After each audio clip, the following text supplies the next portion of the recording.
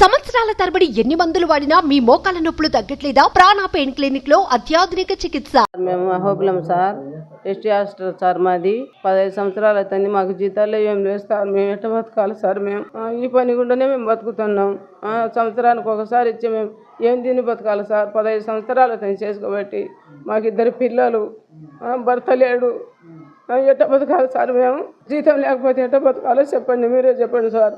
మా మీద దయించి జీతం వేస్తే మేము బతుకుతామని చేసుకుంటామని మేము ఆశపడి మేము మళ్ళీ అడుక్కుంటున్నాం సార్. మేము ఎవరి దృష్టికి పోలేదు సార్. మేము ఎవరి దగ్గరికి పోవాలి సార్? మేము నా పిల్లలు, 2 పిల్లలు నా భర్త లేడు, పని చేసుకోలేక ఈ పనితోనే ఉంది, ఇక్కడనే ఉంది.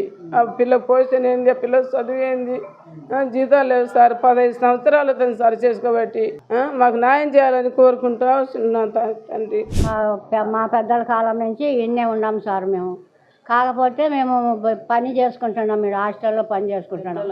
చెంచోళం చెంచోళం అయితే జీతాలు లేవు. ఇప్పుడు 15 సంవత్సరాలు అవుతుంది, జీతాలు లేవు, ఏం లేవు. దానికి కాబట్టి మాకు జీతాలు పెంచాలో. ఇంతకుముందుకేమి 4500 ఇస్తున్నారు.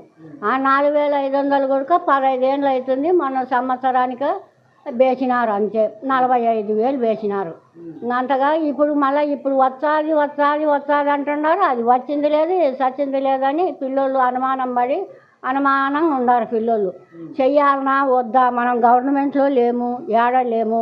కూలి అంటున్నారు, కూలీలే ఏమిలే. ఈ సంవత్సరానికి ఒకసారి వచ్చే మాకు కూటికో ఏదన్నా పిల్లలకి ఏదన్నా ఆరోగ్యాలు బాగలేకుంటే, మాకు ఆరోగ్యాలు బాగలేకుంటే మేము ఏం తిని బతకాలా? మేము ఈయనే పని చేసుకుంటున్నాం కదా, మాకు పక్కన పని లేకపోయాయి కదా. ఎట్ట తినాలా? ఎట్ట మేము కూటికి ఏమన్నా కూటికే ఉన్నాము కానీ, కాకపోతే మాకు 10 రూపాయలు రాకపోయా. హాస్టల్లో చూడబోతే వీళ్ళు సంవత్సరానికి ఒకసారి, సంవత్సరానికి ఒకసారి వేస్తున్నారు.